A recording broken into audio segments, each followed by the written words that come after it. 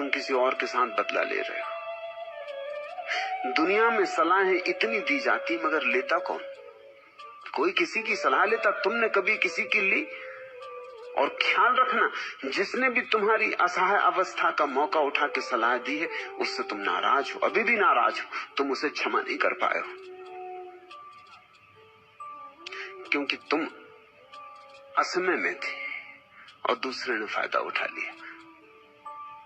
तुम्हारे घर में आग लग गई थी और कोई ज्ञानी तुमसे कहने लगा क्या रखा है, ये संसार तो सब जल ही रहा है, सब जल ही जाएगा, सब पड़ा रह जाएगा, सब ठाट पड़ा रह जाएगा जब बांध चलेगा बंजारा। अरे यहां रखा क्या है? ये बातें तो तुम्हें भी मालूम है, लेकिन तुम्हारा घर जल रहा है और इन सज्जन को सलाह देने की सूझी। तुम्हारी पत्नी मर गई हो, कोई कह रहा है कि आत्मा तो अमर है। तुम्हारी तबीयत होती है कि इसको यहीं दुरुस्त कर दो, इस आदमी को। मेरी पत्नी मर गई है, इसे ज्ञान सूझ रहा है, और तुम भली भांति जानते हो कि इसकी पत्नी जब मरी थी तब ये भी रो रहा था। अब कल जब इसका बेटा मरेगा तो फिर ये जार जार रोएगा। तब तुम्हारे हाथ में एक मौका होगा कि तुम भी बदला ले लोगे, तुम भी सलाह दे दोगे। सलाहें एक दूसरे का अपमान है। सलाह का मतलब यह होता है तुम सिद्ध कर रहे हो मैं जानता हूं, तुम नहीं जानते, मैं ज्ञानी, तुम अज्ञानी। तुम मौका पाके गुरु बन रहे हो। जांचना, अपने जीवन को जरा परखना। हर किसी को सलाह देने को तैयार हो। कोई सिगरेट पी रहा है और तुम्हारे भीतर एकदम खुजलाहट होती कि इसको सलाह दो कि सिगरेट पीना बुरा है।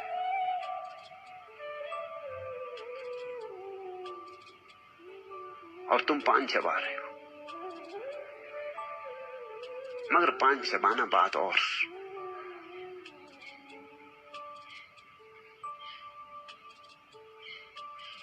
लेकिन तुम सलाह देने का मौका नहीं छोड़ोगे।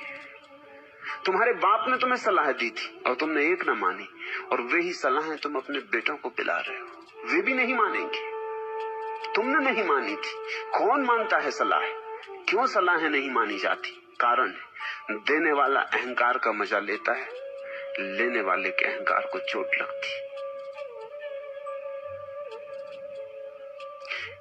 तुम्हारे घर बेटे बेटियां पैदा हो जाती, तुम बड़े खुश होते।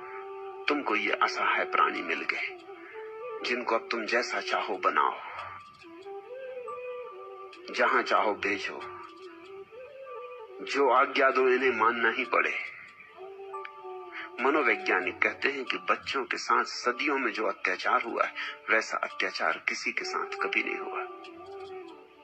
गुलाम से गुलाम भी इतना गुलाम नहीं होता जितने बच्चे तुम्हारे गुलाम हो जाते, क्योंकि असहाय तुम पर निर्भर है, जी नहीं सकते तुम्हारे बिना। एक छोटा सा बच्चा है, दूध नहीं मिले,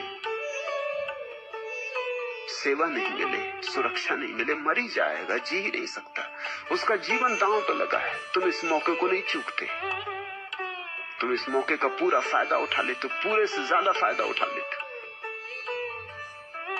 हालांकि तुम कहते यही हो कि मुझे तुमसे प्रेम है, इसलिए ऐसा कर रहा हूं।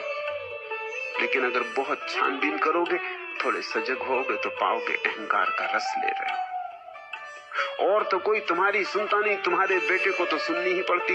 इसलिए कौन बेटा अपने बाप को माफ कर पाता है? कोई बेटा अपने बाप को माफ नहीं कर पाता।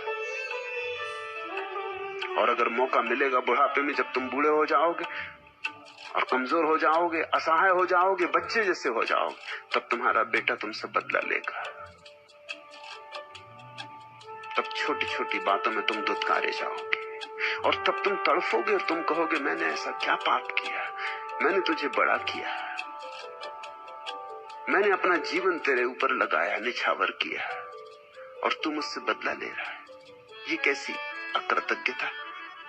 नहीं, लेकिन तुम जांच करना, गौर करना। तुमने अपने अहंकार को खूब उछाला होगा। इस बेटे में पड़े घाव अब तक हरे। बच्चों के साथ हम बड़ा अमानवीय व्यवहार करते और ये कहते हम चले जाते हैं कि हमारा बड़ा स्नेह।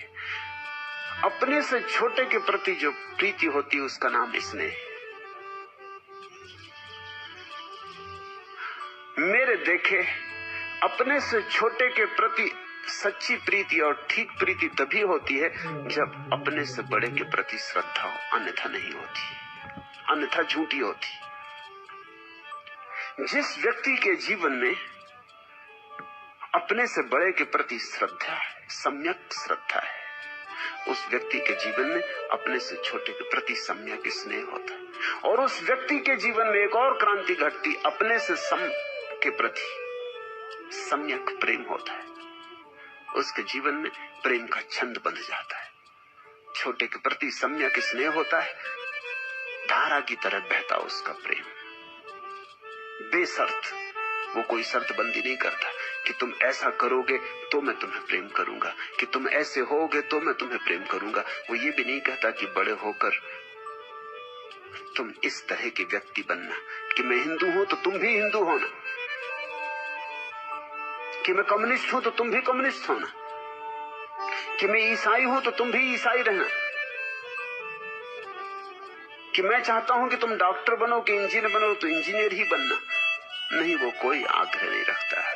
वो कहता है मैंने तुम्हें प्रेम दिया, मैं प्रेम देकर आनंदित हुआ, तुमने मुझे हल्का किया। जैसे बादल हल्के हो जाते हैं भूमि पर बरसकर, ऐसा तुम पर बरस के मैं हल्का हुआ। मैं अनुग्रहित हूं, तुम्हें जो होना हो तुम होना, मैं तुम्हें सहारा दूंगा, तुम जो होना चाहो उसमें, लेकिन तुम्हें कुछ खास बनाने की चेष्टा नहीं करूंगा। मैं कौन? तुम स्वतंत्र हो, तुम आत्मवान हो। मगर ये प्रेम, ये स्नेह उसी में हो सकता है जिसके जीवन में श्रद्धा हुई हो और जिसने किसी गुरु का सत्संग किया हो। गुरु वही है जो तुम्हें इतनी स्वतंत्रता दे कि तुम जो होना चाहो, तुम्हें साथ दे, सहारा दे, तुम्हें अपने सारी संपदा को खोल के रख दे कि चुन लो, और इतनी भी अपेक्षा न रखे कि तुम धन्यवाद देना। जब तुम किसी गुरु से मिल गए हो तभी तुम इस योग्य हो सकोगे कि अपने से छोटे के प्रति स्नेह कर सको, सम्यक स्नेह। अन्यथा तुम्हारा स्नेह भी फांसी का फंदा होगा। और जब तुम अपने से बड़े के प्रति श्रद्धा कर सको और अपने से छोटे के प्रति स्नेह कर सको तो दोनों के मध्य में प्रेम की घटना घटती, अन्यथा नहीं घटती। तभी तुम अपनी पत्नी को प्रेम कर सकोगे, अपने पति को प्रेम कर सकोगे। उस प्रेम में बड़े फूल खिलेंगे, बड़ी सुगंध होगी, उस प्रेम में बड़े संगीत का जन्म होगा। ये प्रीति की तीन साधारण स्थितियां हैं, और जब ये तीनों सम्यक हो जाती हैं, जब इन तीनों के तार मिल जाते हैं, जब ये तीनों छंदोबद्ध हो जाती, तब चौथी अवस्था, परम अवस्था पैदा होती, उसका नाम भक्ति, अर्थात भक्ति जिज्ञासा। जिसने स्नेह किया हो, जिसने प्रेम किया हो, जिसने श्रद्धा की हो, और जिसके तीनों के तार मिल गए हो,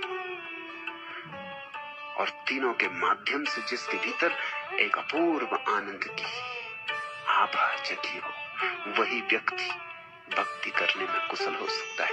भक्ति प्रीति की पराकाष्ठा है। भक्ति का अर्थ है सर्वात्मा से प्रीति। छोटे से कर ली, समान से कर ली, बड़े से कर ली, अब सर्वात्मा से, अब परमेश्वर से। परमेश्वर कोई व्यक्ति नहीं है, ख्याल रखना बार बार।